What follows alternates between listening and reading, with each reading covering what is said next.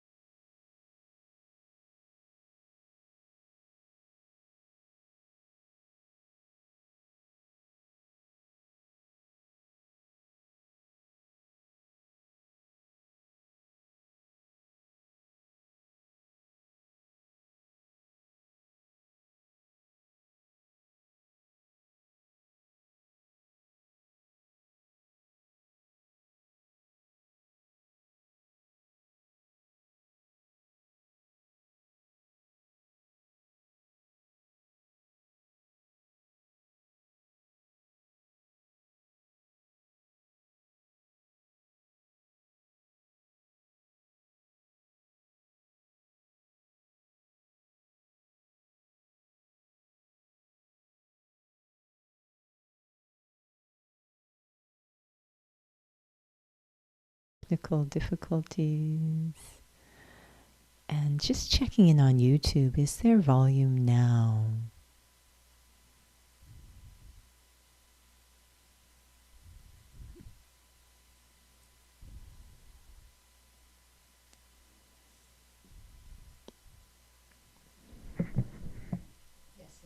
Wonderful, thank you. So observing through the eyes, my immediate physical surroundings, listening perhaps to ambient noise through the ears. We actually do more than just observe, we consume through our physical senses. You might notice that as your eyes rest on various objects in your immediate proximity, that you start to have thoughts. Thoughts about different objects, different items around you lead immediately to thoughts, or hearing something through the ears leads to thoughts. This indicates that we are consuming through our physical senses. So we want to take care on what we do consume. It doesn't mean that I step away from anything, but just watching out of what's coming through the physical senses. What leads to thoughts? What do I start to take more deeply into the self and experience, perhaps even in the heart? Being very careful about what is coming in through the physical senses and how deeply I take that in. how much I engage with what I observe? Does it become something I consume? What is sustaining me? Om Shanti.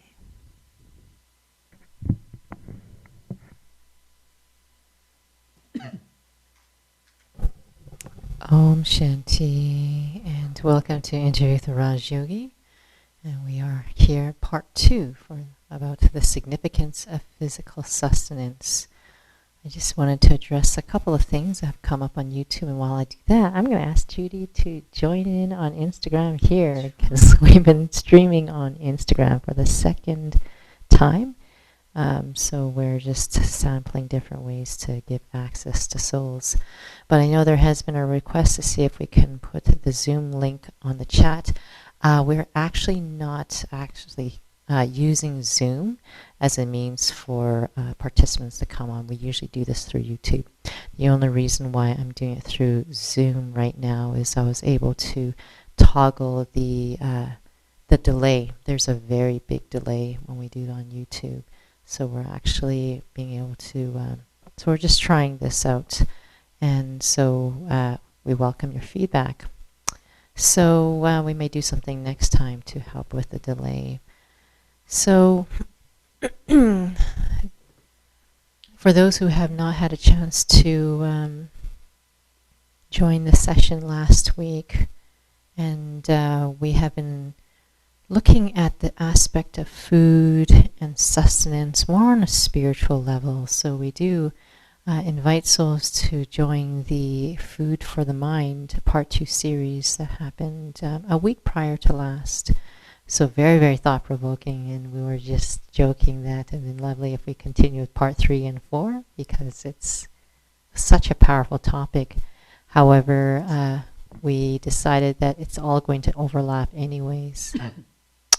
There's another question here. What is the Instagram handle? I don't know. I think here's an Instagram It's BK expert. Calgary, all one word. BK Calgary, all one word. Lowercase. Lowercase. So, listening to just a reflection, I was thinking about this word consumption, and why is this aspect about sustenance we were talking about last week, is there any way just to stop consumption? Because I think we start to realize we just eat and eat and eat.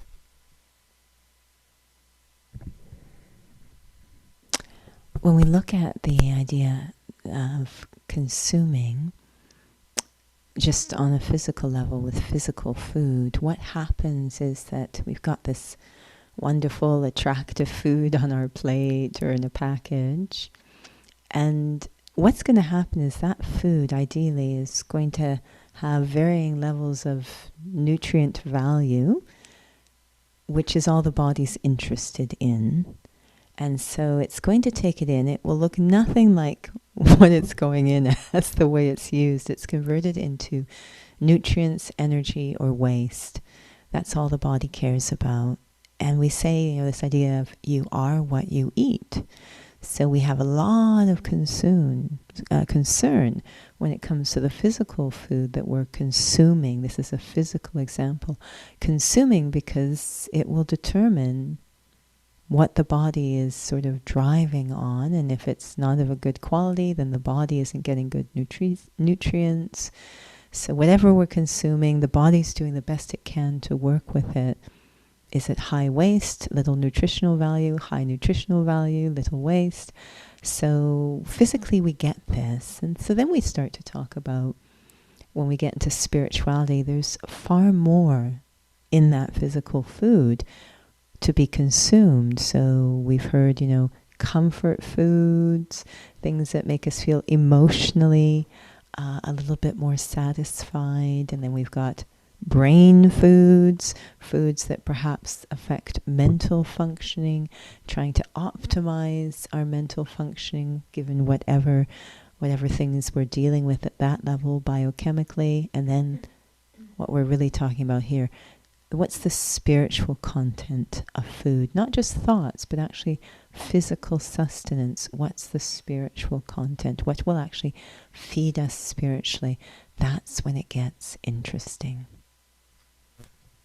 It's interesting when you were sharing about that. I was thinking about we actually look at labels all the time. We're wanting to make sure that we get enough energy. There's not a lot of calories. Well, certain people do. Some people want that, but I think that I was wondering if maybe we don't backtrack yet, but this aspect about the spiritual content, food for the mind, for us to even just look at. Do you think that if I don't really appreciate myself of who I really am, would it really actually be an important conversation for one to even have? Yeah, I think that goes for any kind of sustenance. We have the saying to use things in a worthwhile way, to make choices that are worthwhile use of resources, and we've discovered it depends on the level of self-worth in the soul. So definitely that comes to consuming. It comes to everything in life. The different choices we make is so dependent on the feelings towards the self. So if we have very obviously a lot of self-value, then we're going to make choices that feed that self-value. We touched upon this, I don't remember which session, but it was close to around the sessions regarding food for the mind. It could have been even that session. But for those who haven't taken the Raja Yoga course, so this is some things that we're referring to, about this aspect about being aware that I'm a soul, considering like who I really am, and using that lens to be able to see things. So everybody knows about, that I should really be careful what I think about. And so now we're talking about the spiritual content. Could I still not just be concerned about, the spiritual content of food, even if I'm not considering myself to be a soul? Yeah, the beauty about spirit, if we're looking at spiritual content, it's very difficult to be concerned about the spiritual content of food if I'm not in a spiritual state of mind. I need to be in a spiritual state of mind to be sensitive to the spiritual content of food. It goes both ways. But I want to be concerned so that it will feed my spiritual stage. And as my spiritual stage changes, I'm more sensitive to the spiritual content of the food. So we've talked about the example of a couple of the really stellar students in this study. One went by the name of Mama, and the other one by Brother Jagdish, and they're in a culture which is very well known for using certain spicing and etc. We love food of that culture because of its unique spicing, and yet as they went deeper into the study, their sensitivity to the spiritual content of the food really started to be reflected in so many aspects of their life, from what their rooms look like, to how they dress, to their level of speech, and of course their choice of food. So as their sensitivities changed, that is, as their stage became more essence-full, more simple, more powerful, less, if you will, driven by desires, you started to see this reflected in all aspects of their life. And there was no sense of denial in any of it or asceticism, but it was just their sensitivities were changing. I always joke that we often, little children are seen as sensitive, picky eaters, I think is the term, and I think it's just they're very close to purity, to spirituality, so their sensitivities are such that they just don't like to eat certain things. It doesn't agree with their spiritual stage, but then we sort of force them to, and we start to see their spiritual stage change. It's interesting because I don't know how many little people I know who like plain rice, plain pasta. So one of the things actually I was thinking regarding to this is sustenance. I know we talked about last week about this interesting aspect of sustenance. Now we're talking about this aspect of considering myself to be a spiritual being. There seems to be a point where it's the same. I'd like to use this example. Okay, I'm going to medical school. Okay, and all of a sudden I'm supposed to be a doctor. You're going to have to think like a doctor. It's going to be just how you see things, and you live and breathe that while you're in whatever the setting is. And it completely colors how things are like. But at the get-go, it's kind of mechanical. But it reminds me in terms of considering myself to be a soul. Because for a long time, I've considered myself to be the image, the roles, all these other things. So when it comes to even becoming sensitive to the quality of the spiritual content of my thoughts, my perspectives, my attitudes, what is that journey like? Because I'm assuming it might be kind of mechanical to begin with, maybe for quite some time. I think that's really normal, that that we sort of maybe it's being driven a little bit by from the outside in terms of rules and policies and things like this. But eventually it starts to become, as our inner stage, our mastery of consciousness keeps improving, that as we go more and more into soul consciousness, I think it starts to come from a very natural place. And it's good to know that going in. I even hear stories of people who, for various reasons, say it might be health, it might be some other reason, they want to change their physical diet. And when they first start, maybe I know I heard a story of one who had gone through a cardiac event, so they wanted to go to a more plant-based diet. And at first, and they were very motivated to do it because of the severe health concern. And at first it was like, this doesn't taste very good. But then it's amazing the adaptability we have, especially when we're very strongly motivated. I've even heard, now I haven't gotten this far myself, but I've heard of people, becoming comfortable with drinking chai without sweeteners. I'm working towards that, but it's amazing. They say, it's at first it was a little bit different, but eventually my taste changed. So because they were intrinsically motivated. So at first it's, yes, I'm doing it mechanically. It's not really coming from the inside. I'm motivated. I can recognize the value of doing it, but I just have to catch up, and then it becomes natural. So ultimately it's really about, what do I gain? Yeah, always that attainment. Right. I suppose the reason why I was asking about that, especially when you're talking about sensitivities change, it does feel like when I move into that increasingly a sense of reality that I'm a spiritual being, that even my sensitivities then about my thoughts can change of what is sustaining and what is not. Yeah, it's really quite a beautiful journey, and I think it's something to kind of chart or keep an eye on, these different, if we call them indicators of progress. And it's important to note that it is an indicator, because sometimes we get very hard on ourselves and say, I should be doing this, or I should like that, or this should be happening. And in fact, it's like, no, actually, as you move along in this study, very authentically and honestly, you'll notice this naturally happening. So it's meant to be an indicator of the changes. But it's nice to track. Is this, as I moving along, are my thoughts becoming, a little bit different in a very natural way? What I'm interested, we have this beautiful word, disinterest or virag, which means distaste. And so it's distaste not as in rejection, but literally I'm losing the taste for. I'm starting to have more of a taste for this over here, and I'm losing the taste for that.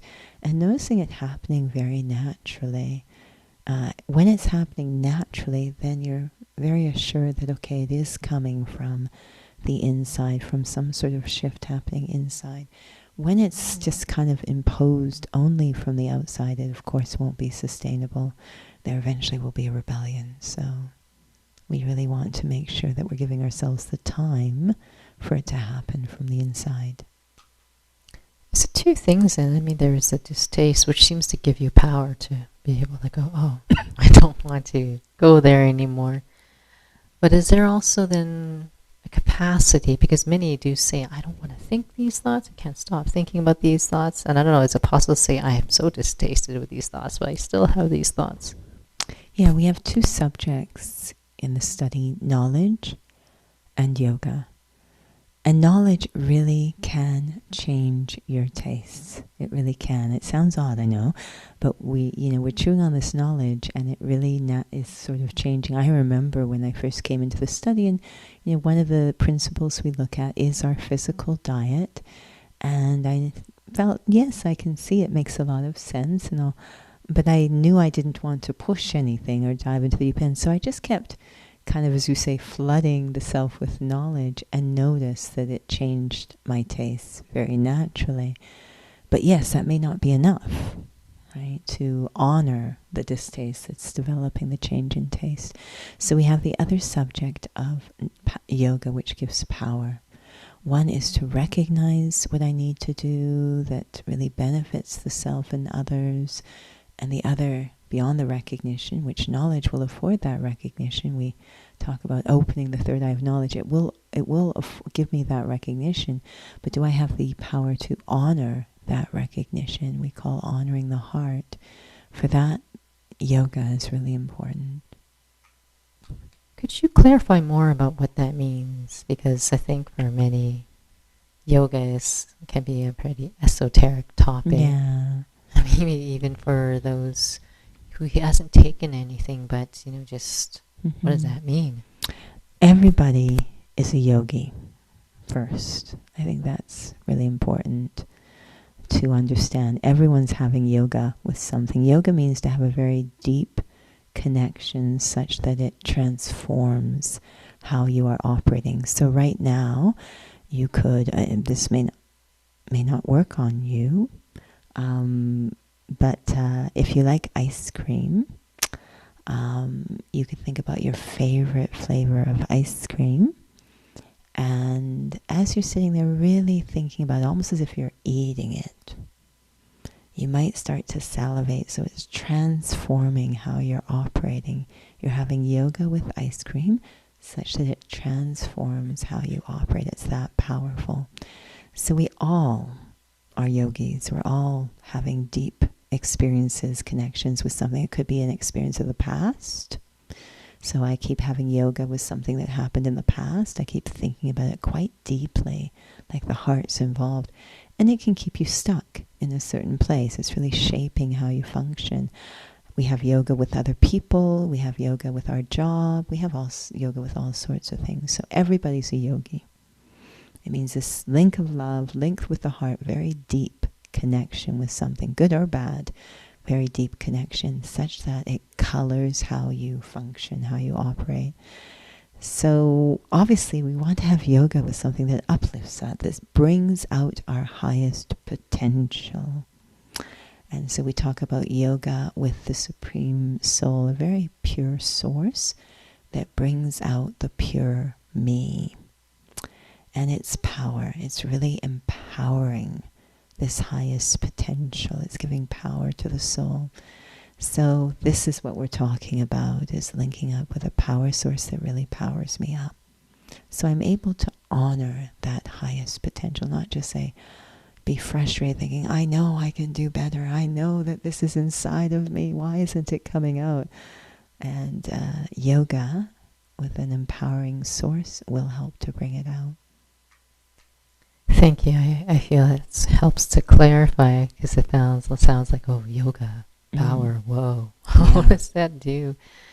But it also brings up this aspect about, again, what is sustaining, and that, we use this very, very simple example that many have heard of. You see on a cigarette box says general surgeon is warning, cigarettes, are not good for you, but not being able to actually do something about that. So even on a physical level, we're using that, still a mental power, but being able to, the power to lift a box and whatnot.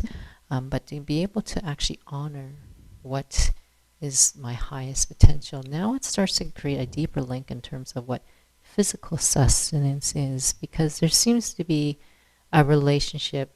They use this loosely: mind, body, soul. There's, even though, let's say, you're having a cup of hot chocolate, you hear them say, oh, that warms the heart so much. What's going on? Absolutely. So, yeah, we're starting to cross over where we see, again, the physical, mental, emotional, and spiritual. When it comes to physical sustenance, there seems to be more going on than just giving calories and nutrients to the body. And I do remember, coming in contact with a lot of very extreme athletes, CrossFit, Olympic, etc. And to them, physical sustenance is simply a science. They keep it strictly at the physical level. They really don't care what it looks like or what it tastes like. So their attainment, where they get attainment, is what is the scientific nutritional value. So it's strictly looking at the physical components of physical sustenance. So that's the first, the most, surface level, if you will, of what physical sustenance can give us. And then we move into the mental, which again is a little bit scientific. So those who have different biochemical things going on, they know that different foods can, they say bananas are brain food, right? That magnesium. So it helps our mental functioning. It keeps us sharp. So that's another level of what we can get from physical sustenance. And then we've talked about the comfort foods, so the chocolate, the bowl of rice, etc. That certain foods just seem to carry a certain level of comfort. And this is where we're starting to stray a little bit closer to the spiritual. The hot chocolate warms your heart. It's cold outside. A cup of tea makes me just feel so cozy. What's going on there, right? It's just water. So then we take this leap into the spiritual. And this is where we get into grandma's apple pie. So we've got two pies. One's in the store or the cafe, and then the one came out of grandma's oven. They use the exact same physical ingredients.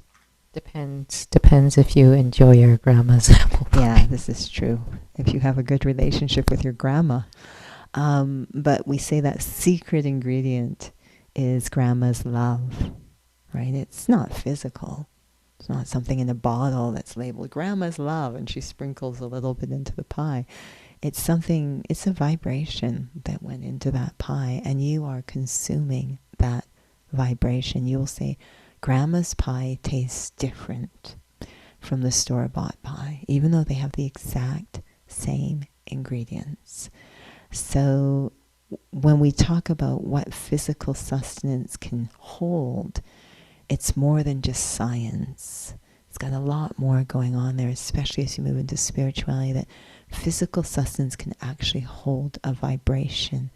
That's a game changer, because spirituality is the deepest layer of functioning, which really affects all the other layers of functioning.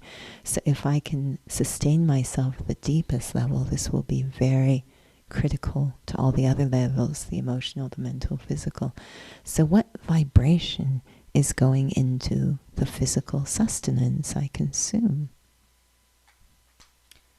Just when you're sharing this, makes me think about, is that the case with not just physical food, but just with physical things? Like, oh, my grandma made that sweater. Yeah, I used to get mocked a lot at work because, we have these computers, and you have an IT team that are very, very technical minded. And the computer, if other users, if I went away for a few weeks and there's computer sharing, other users, and every single time I'd come back, the computer would be acting all weird. And yes, it could just be that they're using different hotkeys or using the computer in a different way. But IT would always have to be called in, and there would be this mystery, but they were determined that there's a technical fix for this. And I'd sort of whisper to them, there were other users on here. I think they were electromagnetic vibrational field interfere. And they just roll their eyes and said, there goes Judy again into her weird, I don't know, new age, whatever. But there's always this feeling that physical matter in general is deeply affected by vibration because it's made up of vibrating energy atoms. So, but we just see it as solid clumps of things we don't realize really, but it's energy. And so we've got this meeting of very subtle energy, which is vibrating, which is the realm of spirituality, and very gross energy, which is matter. And this meeting, so one of the principles spirituality looks at is how does the energy of the physical affect the spiritual energy, very subtle, and vice versa. Depends on which is more powerful. And that depends on our consciousness. So when physical energy is very powerful, then it can really affect us spiritually, and when we are very powerful spiritually, can really, so we have the experiments with water. I think many are very familiar with that. I was talking to someone the other day and they asked, do you talk to your plants? I said, not only do we talk to our plants, we name them. We certainly do. Sorry, we're trying to read that. Oh, there's a comment here. Spirituality is the deepest layer of functioning that affects all other layers. Good gosh, my eyes. Can you reflect a little more on what are the other layers? Yeah, so bring into your mind's eye concentric rings. Maybe think of a tree, the concentric rings of a tree. And so in the very center is that spiritual. And then next often refer to as emotional. So the emotional layer, and the next might be the mental layer, and then the physical layer. This is really the story at this time. It's quite interesting in terms of sort of watching the physical kind of struggling because the other layers have been affected, that the soul is very affected by the uncertainties of this time. And so it's affecting them emotionally. Today I saw someone speaking about languishing, but once you're sort of spiritually beaten down over a long period of time, it really starts to affect emotionally. And then this starts to, because of being affected, people will know this emotionally. It affects how you think. You start to misdiagnose things and you think in very strange ways. So the mental starts to be affected. Your problem-solving capacities start to be affected. Your decision-making is affected. And that's definitely going to affect the physical. So these are the different layers that we're referring to, from spiritual to emotional to mental to physical. It's a great aspect that's been shared, because I was wondering if that helps me to understand when I was young. I did not like antique shows. And no offense to Heritage Park, but I did not like Heritage Park. I don't know why. The moment I would go into places like that, when there's these things, I would just start feeling nauseous, actually. It's funny. I was once part of, I think we've talked about it before, but we had a friend who was a photographer, and she was hired by a coalition of businesses that was doing a values-based program, sort of I don't know if the term anti-drug is really, but souls are struggling with substance abuse, and it was a very values-based campaign. And anyway, she was a photographer, and she had to photograph different scenes that reflected different qualities. And she was asked to use not models, but her friends in the photographs. And so she called me in, and it was very interesting what happened on our photo shoot. Our quality was confidence. And the first location she chose, first off, it was myself, another sister, and a brother. So that changed too, which was fascinating. But the first location was a shop in Calgary, quite well known, but the name eludes me now, but it deals with all ancient things. So the Rubaiyat, I think it was called. So it's dark, it's stuffy, it's got a vibration. So we're in there, and the idea is that we're business owners who are just starting their business. So we're on location in the Rubaiyat, and I remember feeling the vibration of it. And she took the shots back to the stakeholders, and they all said, no, it's not. I don't think they knew why, but they felt it didn't feel right. It was like a night and day, the next location. The next location was at a gardening center. So there's light, and there's water, and there's flowers, and there's growth, and there's newness, and there's seedlings, and it was like night and day. And the brother was removed. It was just two sisters, and it was so funny. I mean, if you looked at the two shots side by side, it's like, wow. Now, were they sensitive to the vibration? I don't know if they were. I don't know if they could explain why they felt that way, but they were, yes, the flower shop, perfect, you know. So it's all about starting new business, new growth. So we are whereas, you know, when people go into certain things, it can emotionally affect them. They even start to lose their appetite. I mean, it's just really interesting how these layers are connected. Helps it when you were sharing the connection between these layers, because when you were sharing, it was like something is happening on a vibration level. Yeah. And it's affecting me on a mental level, and actually even affecting on the physical level. Yeah, they're so connected, because at the center of all is I, the being, right, functioning through this body. So there's definitely an interaction between those four layers of what we call quality of life.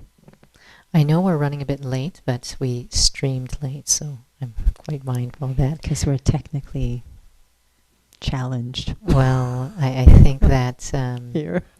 souls are bearing with us as we just are trying out with Instagram. Yeah. But in terms of physical sustenance, because it does start to feel like the relationship of me, the soul, and physicality is increasingly realized as being quite intertwined. Yeah, the deepest relationship I, the soul, have, well, is with the self, but next to that is with the body. It's an interesting connection. I'm a spiritual being in this physical vehicle. And in fact, the height of spirituality is learning how to move through the physical world without losing my sense of self, my spiritual integrity. This is the goal. It's not to hide away in a cave. It's to integrate. It's to learn how to live in a very dignified way in the physical world. So it's healing the relationship between me, the spiritual being, and the physical world, which is wonderful. So there's no denial or escape or rejection in it, but there is a lot of healing. And it got to the point where physicality was running the show. So even when we look at physical sustenance, you know, very, very simple example that sometimes we just lose the capacity to know when we're hungry or full. Like it's just turned off. What turned it off? Like what kind of spiritual disconnect happened? Why is there that overeating, or why is there that undereating? That relationship isn't healthy anymore. And we know at this time we're mostly all overeating. So there's an over-consuming problem. I remember going back to the elementary school and looking at the water fountain. I was like, what is it doing down there? We're all so tiny. You know, we're all so tiny. And we watch every year. That it was short, you mean, the short, fountain. yeah, and it's every year I meet kids that are that age, and I'm like, they're taller than me. Like, what's going on? It's just, you know. So, yeah, there is an over-consuming that's happening. And what disconnect went on there? Or eating things that don't even feed us in a nutritious way. I remember meeting with, this was a very interesting conversation. We'll stop with this because I know it's overtime, but I was at a day retreat, and one of the, there was a spiritual component, so that's what we were there. But one of the facilitators was a nutritionist, lovely soul, really experienced. And we're having a conversation, and she was just sharing about different trends, if you will, or approaches to food at this time. And I don't know what had triggered it. I was just we were talking about this, that as your sensitivities change, it might affect what you do or don't choose to eat. And she said, yes, there's a whole body of that. It's called intuitive eating in nutritional circles, where you're not so much having to receive direction from some professional or, some source, but actually you're feeling this isn't really healthy for me, or I don't need any more, or I'm thirsty right now, or what does the body need? Because everyone's body type, of course, is a little different, and we're taking these very generalized blanket statements from outside. So it was very interesting. I think that this isn't about intuitive eating, but it does point to the idea of the stage of the cell can affect my sensitivities, or lack thereof, around physical sustenance. Well, thank you, Judy, and thank you for those for joining and your thoughts. And we always welcome questions. We were not very successful trying to join on Instagram here. Sorry, in case there are questions. I think I know what happened, so thank you for Instagram, your patience. So we will try to work on that as well. We may continue with one more session because there's quite a few questions related to this topic that would help us bridge to the next topic that's still within this aspect of food and spirituality and what that really means. And so perhaps we'll pass it off to you, Judy, for a little reflection.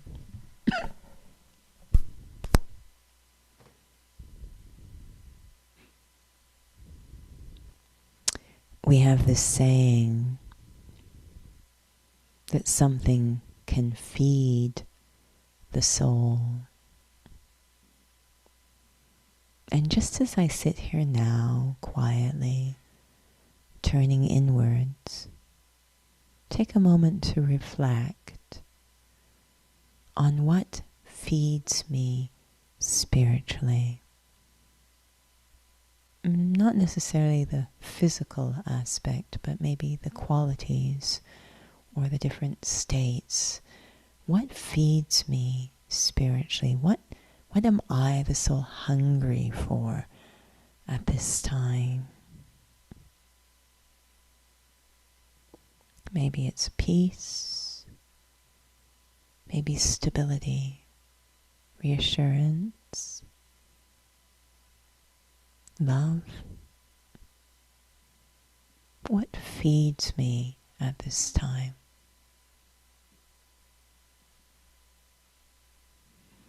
Do I use physical sustenance, not just through the mouth, but maybe through the eyes or the ears, to try and satisfy that hunger? Even though it's a non-physical hunger, do I try to use physical things to satisfy that hunger?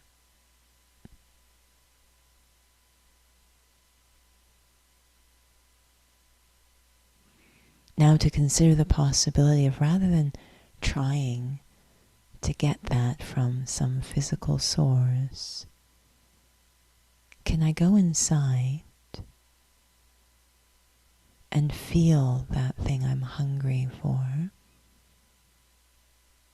and start to radiate that outward, specifically when I'm around physical food? If it's peace that I'm hungry for, can I eat peacefully, prepare food peacefully, put that vibration in for the sake of the cell? Starting to reflect on the role of vibration. What feeds the soul? Just some homework, something to experiment with until we meet again. Om Shanti. Om Shanti. Thank you for those who have joined. I'm going to go back there and see if I can check out the Instagram, and I'll pass it over to you, Judy, to share about upcoming sessions. Well, unbelievably, we're into June, and so we're trying to bring our website up to date as quickly as possible so that you can check there for upcoming events. What I can share is that this will continue until it no longer does. So it will still be happening in June, Tuesday nights. Drop-in meditation, 6:45 to 7:30 on Tuesday and Thursdays, 6:30 to 7:30 on Sundays. And we also have a lot of other offerings, not just in English, but in Hindi as well. So Saturdays is Inner Fitness on Zoom, Self-Care on YouTube, lots of things that you can check out. So the website might be the best place, but there are some special events we want to share with you. We will be offering a couple of workshops. One is going to be Saturday, June 12th, 12 to 1:30 p.m. on Zoom and YouTube. Zoom stream to YouTube. And another will be before World Meditation Hour on June 20th.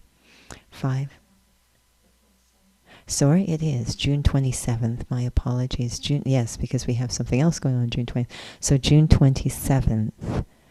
The one on June 12th, the topic is Inner Purpose. On June 27th, 5 to 6:15 p.m., the topic will be stability. Inner stability, or stability within. So that will be posted to our website as well as Eventbrite if you wish to join. In June, there is the International Day of Yoga. And this is a United Nations declared day. And it falls on June 21st, which is a Monday. But we hope that we'll be able to offer quite a unique program on June 20th, a Sunday. So details of that will be coming. But I think it's going to be really lovely to give souls an experience of perhaps the most essential meaning of yoga. We touched on today this link through the heart, and ideally a link that helps the soul to heal, to understand, to transform, to be restored to its highest potential, to that stage of dignity.